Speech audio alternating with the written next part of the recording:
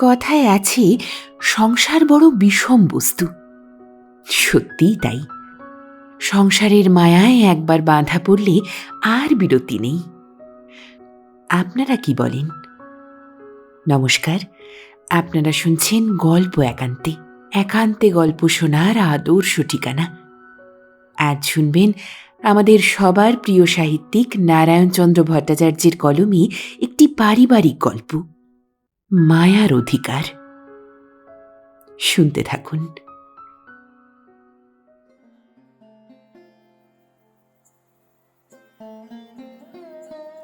বৃদ্ধ বলরাম দাস সংসারের সহিত সমস্ত সম্বন্ধ বিচ্ছিন্ন করিয়া যখন সুচিতা আর জপান্নিকেই জীবনের সার করিয়া লইয়াছিল এবং পাপে পূর্ণ সংসারের বাস পরিত্যাগ করিয়া বৃন্দাবনে গিয়া ষড়রস ভোজন দূরেতে পরিহরি কবে ব্রজে মা গিয়া খাইবে মাধু করি ইহার প্রতীক্ষা করিতেছিল, তখন সহসা ভ্রাতার দৌহিত্রী তুলসী 4 বৎসরের ছেলেটিকে লইয়া বিষয় বিরক্ত বৃদ্ধের তিক্ত চিত্তটাকে আবার সংসারের সহিত জড়াইয়া দিবার জন্য আসিল।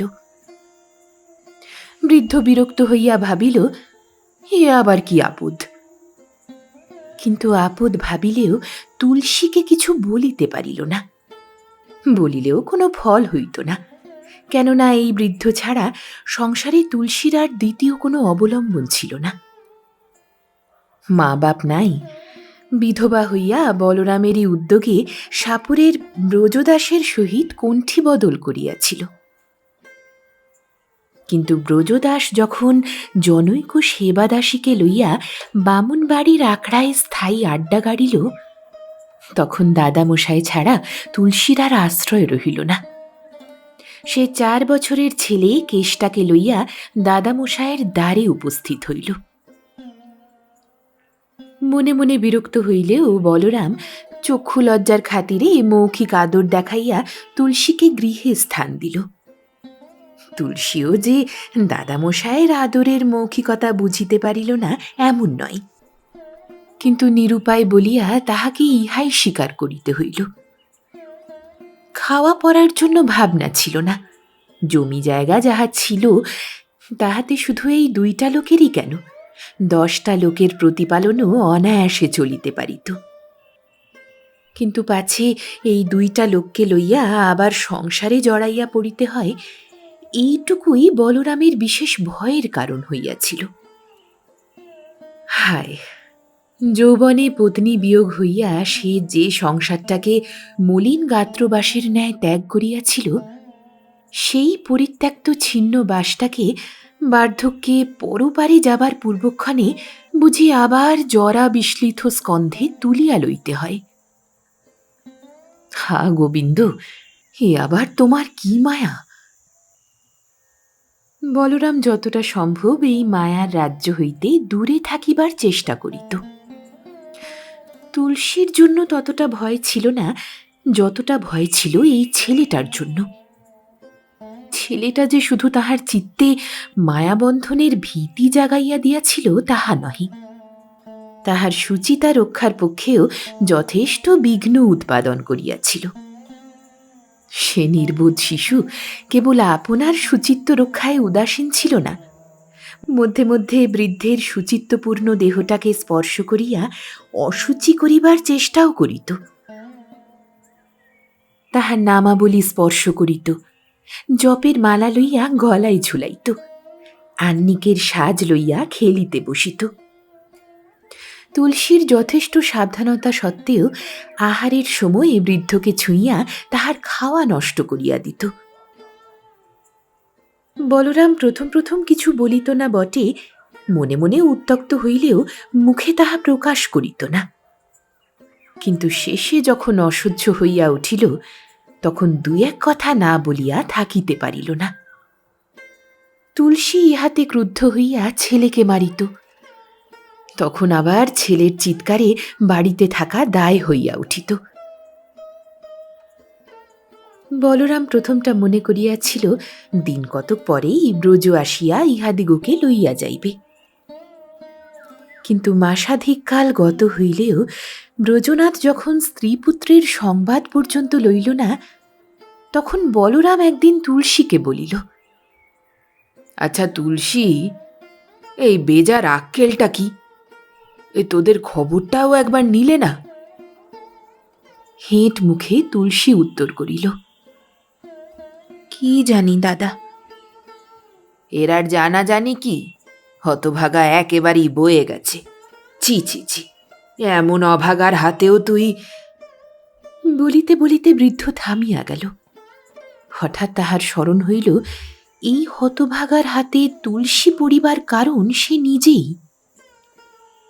তখন ঈষৎ অপ্রতিভভাবে যেন আপনার ত্রুটিটা সংশোধন করিয়া লইবার জন্য বলিল, তা আমি বা কিরকমে জানব বল?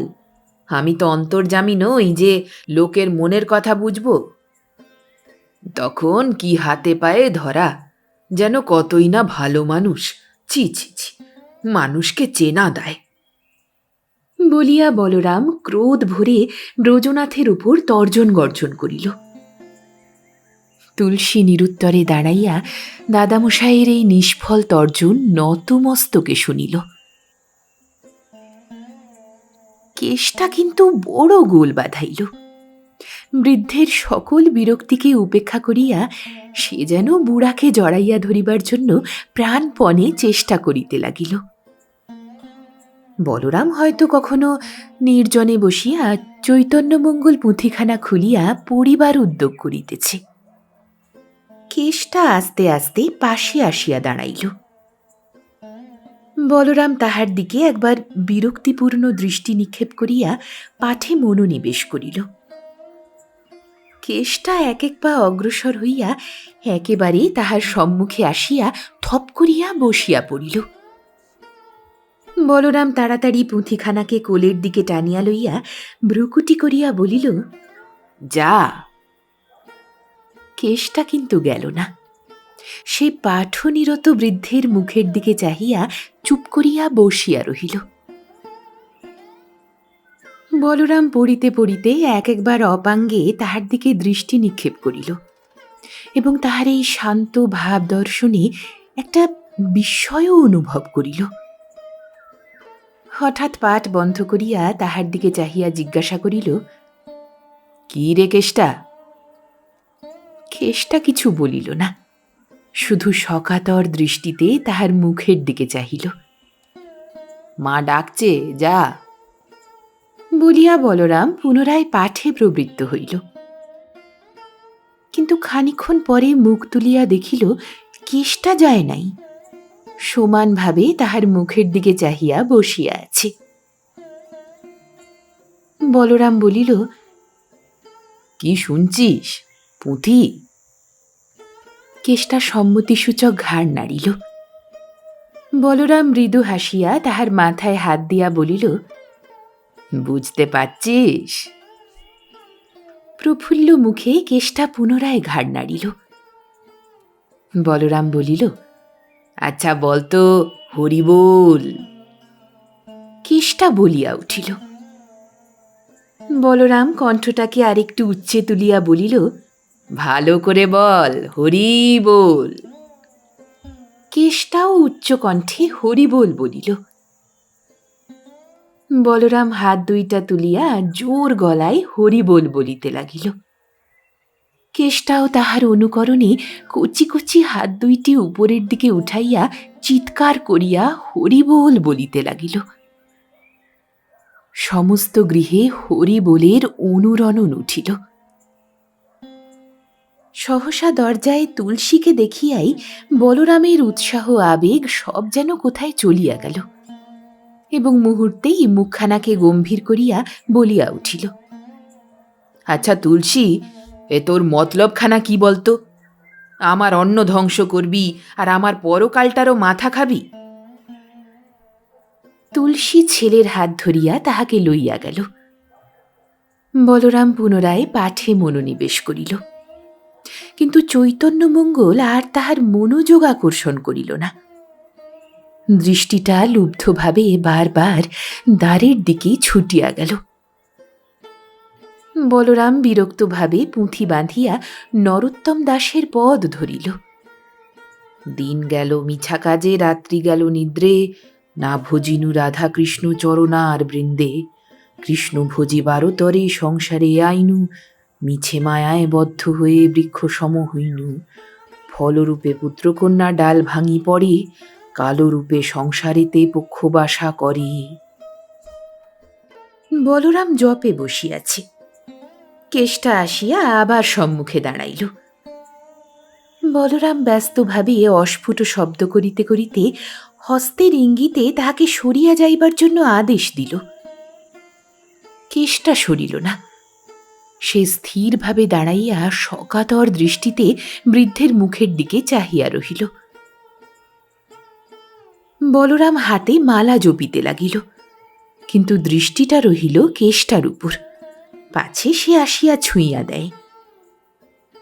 তাহার দিকে চাহিতে চাহিতে বলরাম বিরক্তির সহিত ভাবিতে লাগিল, এ আপদ আবার কেন এলো?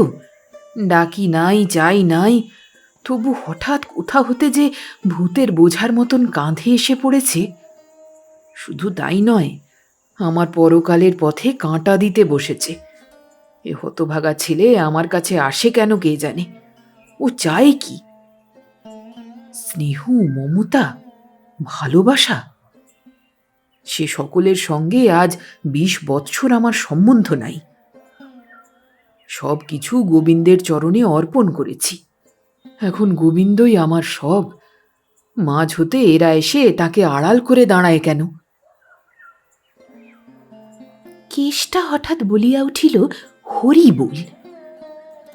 বলরাম চমকিয়া উঠিল। কেষ্টা একটু হাসিয়া কচি কচি হাত দুইটাতে তালি দিয়া মধুর কণ্ঠে আবার বলিয়া উঠিল, আহা, শিশুর মুখে হরিনাম কি মধুর!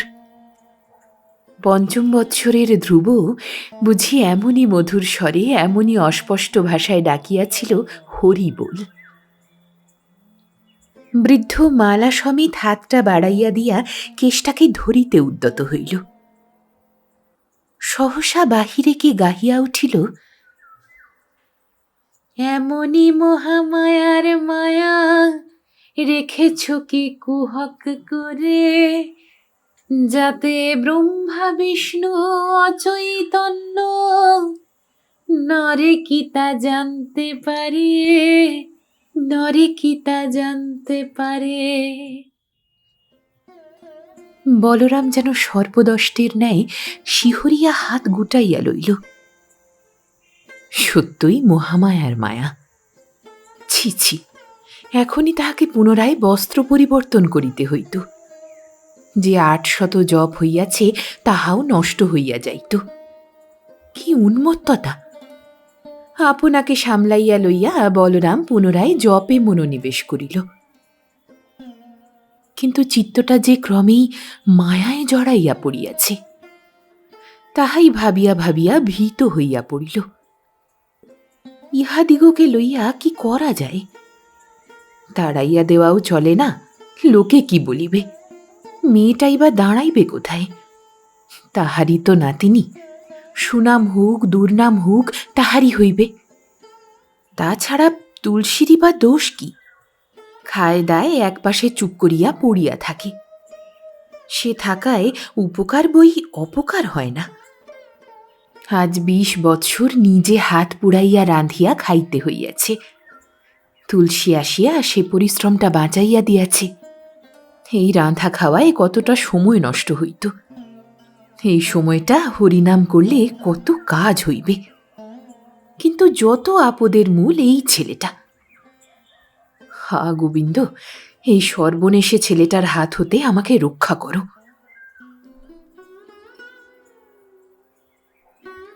একদিন হঠাৎ, তুলসী, ও তুলসী!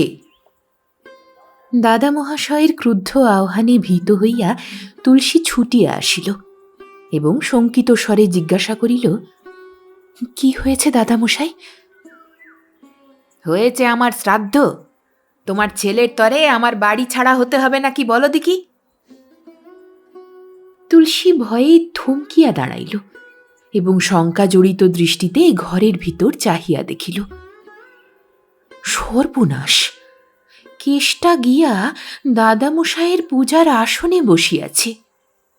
চৌকি হইতে গোবিন্দের পট নামাইয়া লইয়াছে। ফুল, চন্দন, তুলসী কতক ঠাকুরের মাথায় দিয়াছে, আর কতক নিজের গায়ে মাথায় ছড়াইয়াছে। তুলসী স্তম্ভিত দৃষ্টিতে পুত্রের দিকে চাহিল। কেষ্টা মাকে দেখিয়া হাসিয়া উঠিল, কিন্তু ছেলের হাসির সঙ্গে মা হাসিল না। সে ক্রোধ গম্ভীরভাবে অগ্রসর হইয়া ছেলের হাতটা চাপিয়া ধরিল এবং তাহার মুখে, পিঠে, মাথায় প্রহার আরম্ভ করিল। কেষ্টা চিৎকার করিয়া কাঁদিয়া উঠিল। বলরাম স্তব্ধভাবে দাঁড়াইয়া রহিল, কোনো কথা কহিল না। তুলসী দাঁতে ঠোঁট চাপিয়া কেষ্টাকে টানিয়া ঘরের বাহিরে আনিতে লাগিল।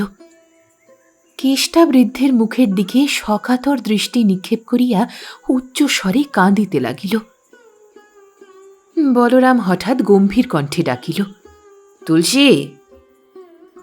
তুলসী কোনো উত্তর না দিয়া ছেলেটাকে টানিয়া বাহিরে আনিল এবং এক গাছা দড়ি আনিয়া তাহাকে খুঁটির সঙ্গে বাঁধিয়া ফেলিল। তারপরে ঘরে ঢুকিয়া পুনরায় পুজোর উদ্যোগ করিতে প্রবৃত্ত হইল।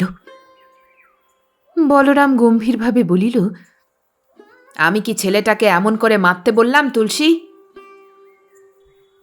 তুলসী নিঃশব্দে পূজার স্থান পরিষ্কার করিতে লাগিল। বলরাম বলিল, এতটা বাড়াবাড়ি ভালো নয় তুলসী, এটা তো কেষ্টাকে মার হলো না। তুলসী অশ্রু সজল দৃষ্টি তুলিয়া অভিমান ক্রুদ্ধ কণ্ঠে বলিল, তাহলে তোমার ভাত খাওয়া কপালে সইল না দাদামশাই? তুলসী এতক্ষণ যে চোখের জল চাপিয়া রাখিয়াছিল তাহার বাধা মানিল না। দুই গাল ভাসাইয়া হু হু করিয়া ছুটিল। তুলসী ছুটিয়া ঘরের বাহিরে পলাইয়া আসিল। বলরাম পূজা করিতে বসিল এবং মধ্যে মধ্যে বাহিরে বন্ধন দশাগ্রস্ত কেষ্টার দিকে দৃষ্টি নিক্ষেপ করিতে লাগিল। কেষ্টাও বৃদ্ধের মুখের উপর ব্যাকুল দৃষ্টি দিয়া তাহার কাছে যাইবার জন্য ছটফট করিতেছিল, কিন্তু দৃঢ় বন্ধন হইতে মুক্তি লাভে অক্ষম হইয়া ফুলিয়া ফুলিয়া কাঁদিতে লাগিল। তাহার সেই সকরুণ দৃষ্টিটা দেখিতে দেখিতে বলরামের হঠাৎ মনে হইল, মা যশোদাও একদিন এমনই করিয়া গোপালকে বাঁধিয়াছিলেন, আর গোপাল সেই গোলকের প্রতি জননীর ভক্তিরজ্জুতে আবদ্ধ হইয়া এমনই শকাতর দৃষ্টিতে মাতার মুখের দিকে চাহিয়াছিল। বলরাম শিহরিয়া উঠিল এবং আস্তে ব্যস্তে উঠিয়া গিয়া কেষ্টর বাঁধন খুলিয়া দিল। বন্ধনমুক্ত হইয়া কেষ্টা আস্তে আস্তে গিয়া বৃদ্ধের পাশে বসিল। বলরাম তাহার হাতে দুইখানা বাতাসা দিয়া পূজা আরম্ভ করিল। পূজা শেষ করিয়া বলরাম আহার করিতে বসিলে কেষ্টা গিয়া তাহার পাশে বসিল। তুলসী তাহাকে সরিয়া আসিবার আদেশ করিলে বলরাম বলিল, থাক না তুলসী, বালক নারায়ণ, ওরা ছুঁলে কি দোষ আর হবে আমার? দাদা মহাশয়ের এই অস্বাভাবিক উদারতায় তুলসী বিস্মিত না হইয়া থাকিতে পারিল না।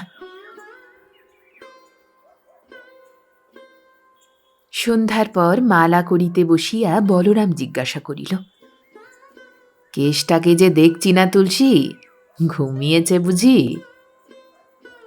তুলসী বলিল, বিকাল থেকে জ্বর হয়েছে।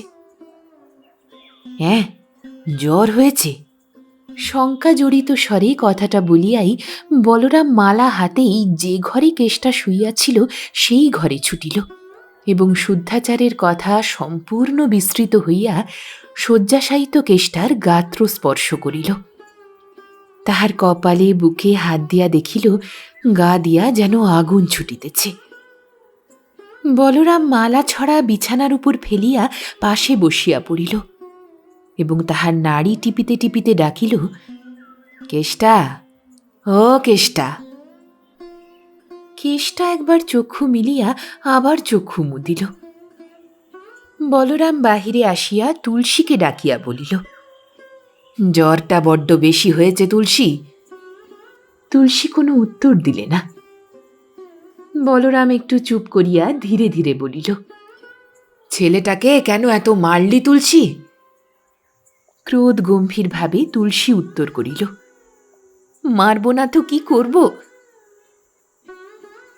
বলরাম নিঃশব্দে কোনরূপে অন্ধকারে বসিয়া জপ সারিল। জপান্তে পুনরায় ঘরে ঢুকিয়া কেষ্টার নাড়ি টিপিল। তারপর বাহিরে আসিয়া বলিল, বড্ড জ্বর রে তুলসী। তুলসী রন্ধনশালায় ছিল, কোনো উত্তর দিলে না। বলরাম রান্নাঘরের দরজায় গিয়া বলিল, ডাক্তার ডাকব? তুলসী বলিল, এত তাড়াতাড়ি কেন দাদামশাই? সবে তো বিকেলে জ্বর হয়েছে। বলরাম আর কিছু বলিল না, কিন্তু তাহার মনের ভিতর বড় অস্বস্তি বোধ হইতে লাগিল। তুলসীর প্রহারী যে ছেলেটার জ্বরের মূল কারণ, তাহা বুঝিতে বলরামের বিলম্ব হইল না। কিন্তু সেই প্রহারের মূলে যে নিজের অসঙ্গত ক্রোধটা রহিয়াছে এবং তাহার ফলেই এই অনর্থের সূত্রপাত হইয়াছে, ইহাই একটা দুঃসহ স্মৃতির মতো মনের ভিতর জাগিয়া উঠিতেছিল। তুলসী তো ছেলের উপর রাগিয়া ছেলেকে মারে নাই, তাহার উপর রাগিয়াই ছেলেকে মারিয়াছে, রাগের শোধ লইয়াছে। এখন যদি ছেলেটার ভালো মন্দ কিছু হয়, তবে শুধু তুলসীর নিকট নয়, নিজের কাছেও নিজেকে দোষী হইয়া থাকিতে হইবে। হায়, ইহারই নাম কি হরিভক্তি? ইহাই কি বৈষ্ণবের লক্ষণ? ত্রিনাদপি শুনিচেন তররিব সহিষ্ণুতা। হা গোবিন্দ, কতদিনে এই ক্রোধ রিপুর হাত হইতে অব্যাহতি পাব? পরদিনও জ্বর সমানভাবে রহিয়াছে দেখিয়া বলরাম ডাক্তার ডাকিয়া আনিল। ডাক্তার আসিয়া রোগ পরীক্ষা করিয়া বলিল, রোগটা একটু কঠিন, রক্ত মাথায় উঠেছে, খুব সাবধান। বলরাম পূজা জপ ত্যাগ করিয়া বিছানার পাশে বসিয়া রোগীর সেবা করিতে লাগিল। রোগী প্রায়ই অজ্ঞান হইয়া থাকিত। একটু জ্ঞান হইলেই বলরাম তাহার মুখের উপর ঝুঁকিয়া পড়িয়া ডাকিত, কেষ্টা, ও কেষ্টা। কেষ্টা রক্তবর্ণ চোখ দুইটা উপর দিকে তুলিয়া মাথা নাড়িতে নাড়িতে চিৎকার করিয়া বলিত, হরি বল। বলরামের দুই চোখ দিয়া ঝরঝর করিয়া জল গড়াইয়া পড়িত। কাঁদিতে কাঁদিতে গোবিন্দর নিকট প্রার্থনা করিত, কেষ্টাকে বাঁচিয়ে দাও ঠাকুর। অবশেষে গোবিন্দ তাহার প্রার্থনা শুনিলেন। 40 দিন পরে কেষ্টা সুস্থ হইয়া উঠিয়া বসিল।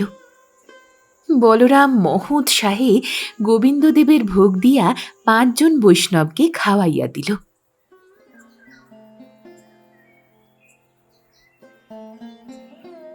অনেক দিন পরে বলরাম আবার পুঁথিপত্র লইয়া বসিয়াছিল। পুঁথিতে মধ্যে মধ্যে ছাতা ধরিয়াছিল। তাহা ঝাড়িতে ঝাড়িতে আপন মনে পড়িতেছিল, অনন্ত কৃষ্ণের নাম অনন্ত মহিমা, নারদাদি ব্যাসদেব দিতে নারে সীমা, নাম ভজ নাম চিন্ত নাম করসার, কৃষ্ণ নাম বিনা আর সকলই অসার, কৃষ্ণ নাম ভজ জীব আর সব মিছে। কেষ্টা হঠাৎ কাঁদিতে কাঁদিতে আসিয়া সম্মুখে দাঁড়াইল। বলরাম জিজ্ঞাসা করিল, কি রে কেষ্টা? কেষ্টা কাঁদিয়া চোখ রগড়াইতে রগড়াইতে বলিল, মা মারিয়াছে। এই সেদিন ছেলেটার রোগশয্যা হইতে উঠিয়া আসিয়াছে, এখনো সম্পূর্ণ সারিতে পারে নাই। তাহাকে মারিয়াছে শুনিয়া বলরাম ক্রুদ্ধভাবে ডাকিল, তুলসী। তুলসী রন্ধনশালা হইতে উত্তর দিল, কেন? ছেলেটাকে মেরেছিস? হ্যাঁ, মেরেছি। এই স্পষ্ট উত্তরে বলরাম একটু রাগিয়া বলিল, ভারী কাজই করেছিস। এই রোগা ছেলেটা সেদিন যমের মুখ হতে ফিরে এলো, তাকে আবার মারলি কেন? তুলসীও রাগিয়া উঠিল। মারব না তো কি, ছেলে যে আদুরে গোপাল হয়ে উঠেছে, হেঁঠো হাতে ছিষ্টি নোংরা করছে। গর্জন করিয়া বলরাম বলিল, হাঁ করছে করুক। তুলসী রন্ধনশালার বাহিরে আসিল এবং শকরি হাত উঁচু করিয়া দাদা মহাশয়ের মুখের ওপর বিস্ময়পূর্ণ দৃষ্টি নিক্ষেপ করিয়া বলিল। রাগে ঘাড় মুখ নাড়িয়া তুলসী বলিল, তুমি তাই খাবে?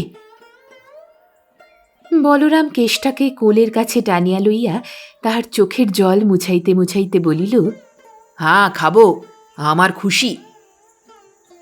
তোমার যা খুশি তুমি করতে পারো, কিন্তু আমি জেনে শুনে তোমার ইহকাল পরকাল নষ্ট করতে পারি না দাদামশাই। বলরামের বুকটা ছাঁত করিয়া উঠিল। তুলসী আবার বলিল, আচ্ছা দাদামশাই, জিজ্ঞেস করি, ছেলেটাকে নিয়ে তুমি যে এত জড়িয়ে পড়েছ, তপ জপ পুজো আহ্নিক সব ছেড়ে দিয়েছ, কেষ্টা কি তোমার পরকালের সাক্ষী দেবে? হ্যাঁ দেবে, তোরা তো খোঁজে দরকার কি বলতো? তুলসী দাদামশাইয়ের মুখের ওপর একটা তীব্র দৃষ্টি নিক্ষেপ করিয়া রন্ধনশালায় প্রবেশ করিল। বলরাম গম্ভীরভাবে বসিয়া পুঁথিগুলা নাড়িতে চাড়িতে লাগিল। তাহার এই গাম্ভীর্য দেখিয়া কেষ্টা আস্তে আস্তে কোল হইতে নামিয়া সরিয়া গেল। পুঁথির পাতাগুলা ঠিক করিতে করিতে হঠাৎ নরোত্তম দাসের একটা কর্চার উপর তাহার দৃষ্টি পড়িল। গোরাপদ না ভজিয়া দিন গোঙাইনু, প্রেম রতন ধন হেলায় হারানু, অধনে যতন করি ধন ত্যাগিনু, আপন কর্ম দোষে আপনি ডুবিনু, বিষম বিষম বিষ সতত খাইনু, শ্রীগৌর কীর্তন রসে মগন নহিনু, কেন বা আছোয়ে প্রাণ কি সুখ পাইয়া, নরোত্তম দাস কেন না গেল মরিয়া। পুঁথির লেখাগুলার দিকে চাহিয়া বলরাম স্তব্ধভাবে বসিয়া রহিল।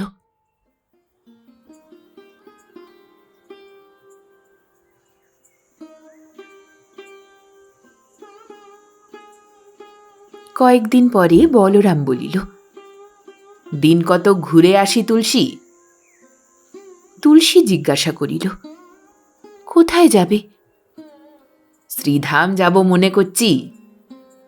তুলসী নীরবে নত মস্তকে দাঁড়াইয়া রহিল। বলরাম বলিল, ভয় নাই, তোদের বন্দোবস্ত করে যাব। আমি সে ভয় করছি নে, তবে তবে আর কি? তুলসী বলিল, তুমি আমার উপর রাগ করে যাচ্ছ দাদামশাই। বলরাম হা হা করিয়া হাসিয়া উঠিল। হাসিতে হাসিতে বলিল, তোর ওপর রাগ নয় রে তুলসী, নিজের ওপর রাগ করেই যাচ্ছি। তুলসী একটু চুপ করিয়া থাকিয়া জিজ্ঞাসা করিল, ফিরতে কত দেরি হবে? একটা ক্ষুদ্র দীর্ঘ নিঃশ্বাস ত্যাগ করিয়া বলরাম বলিল, সে কথা এখন কি করে বলতে পারি রে তুলসী, 2 মাসেও ফিরতে পারি, নাও ফিরতে পারি। কবে যাবে? কবে, তার এখনো কিছু ঠিক করি নাই। যাওয়া বললেই তো যাওয়া নয়, জমি জায়গা ওগুলো সব বন্দোবস্ত করতে হবে, তোদের বন্দোবস্তটাও করতে হবে, তারপর তো যাওয়া।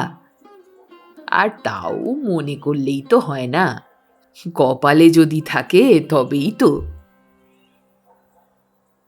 অদূরে কেষ্টা বসিয়া খেলা করিতেছিল। তুলসী তাহাকে সম্বোধন করিয়া বলিল, ওরে কেষ্টা, দাদামশাই যে বৃন্দাবনে যাচ্ছে। কেষ্টা খেলা টেলা ফেলিয়া উঠিয়া আসিল। বলরামের হাত ধরিয়া বলিল, সেও যাবে। বলরাম হাসিয়া কহিল, বেশ তো, আমার তল্পি তল্পা বইতে পারবি?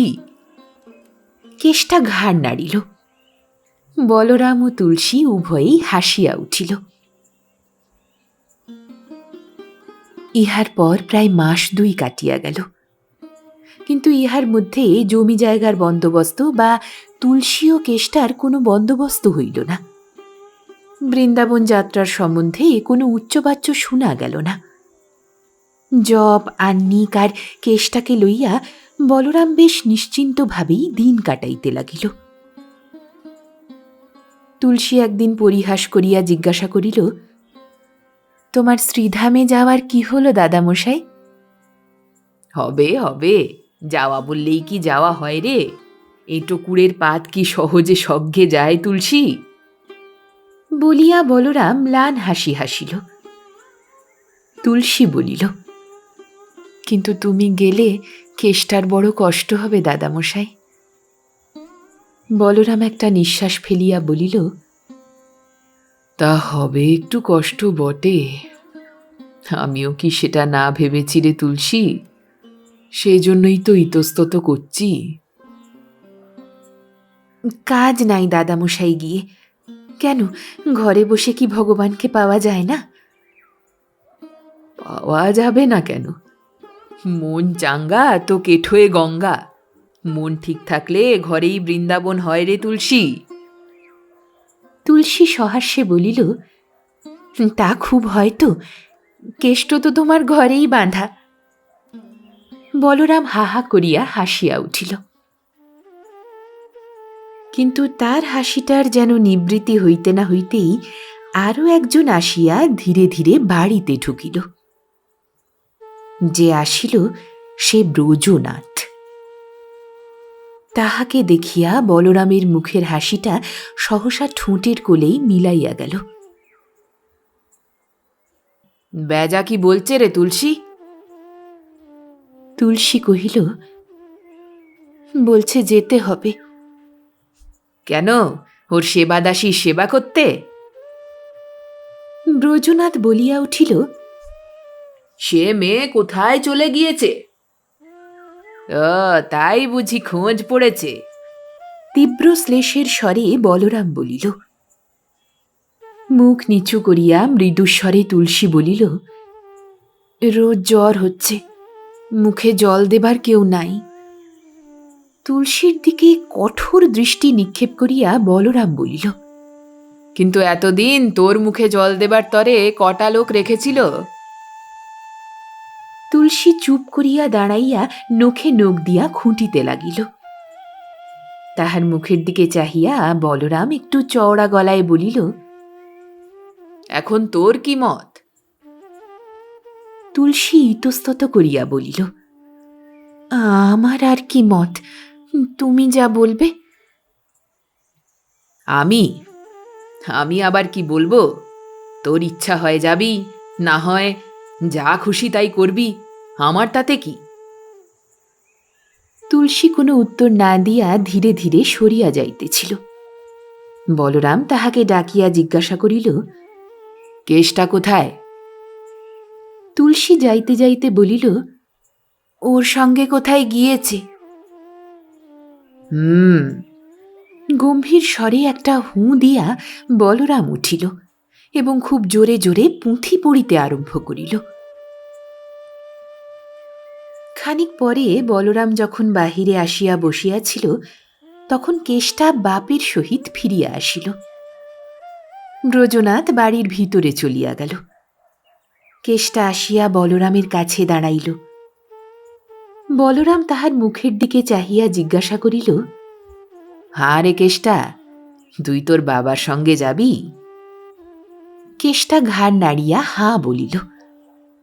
বলরাম বলিল, আমাকে ছেড়ে থাকতে পারবি? কেষ্টা আবার ঘাড় নাড়িল। বলরামের হৃদয় ভেদ করিয়া একটা গভীর দীর্ঘশ্বাস বাহির হইল। কেষ্টা আহ্লাদের হাসি হাসিতে হাসিতে হাততালি দিতে লাগিল, আর বারবার বলিতে লাগিল সে বাবার সাথেই যাইবে। বলরাম স্থাণুর ন্যায় নীরব নিশ্চলভাবে বসিয়া রহিল। চারিদিক হইতে যেন তীব্র উপহাসের অট্টহাসি আসিয়া তাহার কানে বাজিতে লাগিল। পরের ছেলে, পরের ছেলে। বলরাম 2 হাত দিয়া বুকটা চাপিয়া ধরিল। সেই দিন সন্ধ্যার পর ব্রজনাথ তুলসীকে লইয়া যাইবার প্রস্তাব করিলে বলরাম বলিল, স্বচ্ছন্দে নিয়ে যাও ভাই, তুমি দেখনি বলেই এতদিন আমায় দেখাশোনা করতে হয়েছিল, নয়তো এখন কি আর আমার এই সব ঝঞ্ঝাট পোয়াবার সময় হয়েছে? আমিও বাঁচি, এ সকল ঝঞ্ঝাটের হাত এড়িয়ে গোবিন্দকে প্রাণ ভরে ডাকতে পাই। বলরাম একটা ক্ষীণ দীর্ঘশ্বাস ত্যাগ করিল এবং সে যে শীঘ্রই জমি জায়গা ঘর ভিটা সব বিক্রয় করিয়া এই মায়া মোহময় সংসার বাস ত্যাগ করিয়া বৃন্দাবন চন্দ্রের পদে গিয়া আশ্রয় লইবে, ইহাও ব্রজনাথকে জানাইয়া দিল। একেবারে এমনভাবেই সোজা উত্তর দিয়া বলরাম আপনার হৃদয়ের সরলতা অনুভব করিয়া যথেষ্ট গর্ব অনুভব করিল। হাঁ, ইহাই তো পুরুষত্ব, বৈষ্ণবের প্রকৃত পথ।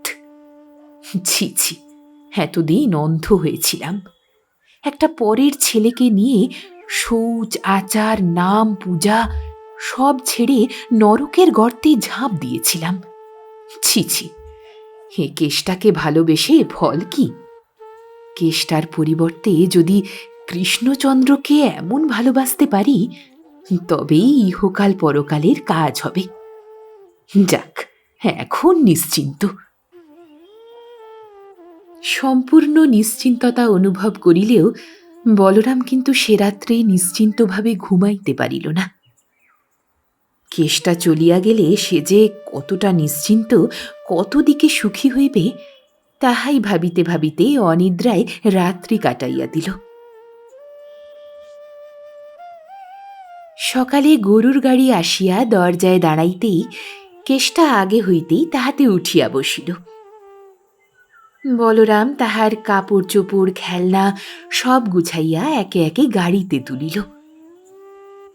তারপর তুলসী তাহাকে প্রণাম করিয়া বলিল, একবার যেও না দাদামশাই।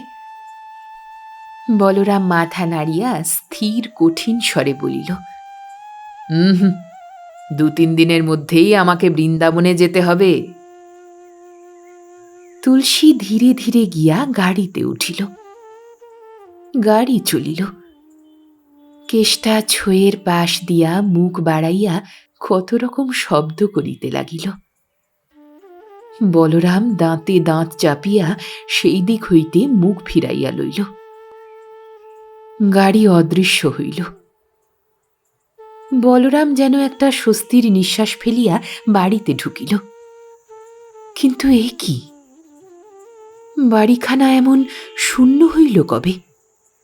সে তো চিরদিনই একাই এই বাড়িতে বাস করিয়া আসিতেছে, কিন্তু ইহার মধ্যে এত শূন্যতা, এমন ভীষণতা কোনোদিনই তো অনুভব করে নাই। বাড়িখানা যেন খাঁ খাঁ করিয়া গিলিতে আসিয়াছে। বলরাম ভীত অবসন্নভাবে উঠানের উপর বসিয়া পড়িল। বাহিরে ভিখারি বৈষ্ণব একতারা বাজাইয়া গাহিয়া উঠিল, হরি বিনে বৃন্দাবনে আরে কিসে দিন আছে, ব্রজের সে সুখ সাদ ব্রজনাথের সঙ্গে গেছে, ব্রজনাথের সঙ্গে গেছে।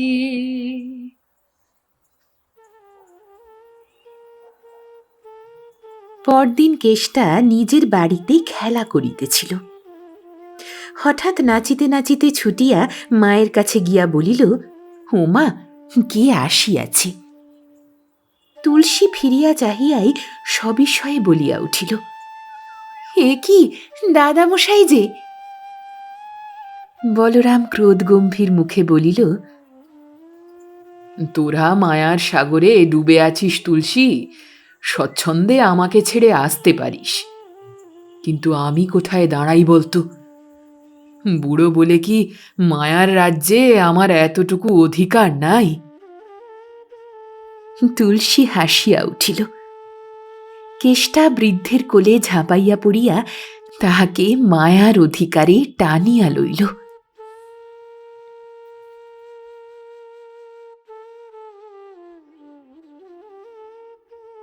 এখানেই শেষ হলো আজকের গল্প। গল্প পাঠে আমি রিয়া। প্রতি সোম ও বৃহস্পতিবার আসছে নতুন গল্প, গল্প একান্তেতে। কোনোদিন থাকছে বড় গল্প, আর কোনোদিন একান্তের 3 মিনিট। আমাদের এই প্রচেষ্টা আপনাদের কেমন লাগছে জানাতে ভুলবেন না। খুব ভালো থাকুন, সুস্থ থাকুন, আর শুনতে থাকুন গল্প একান্তে।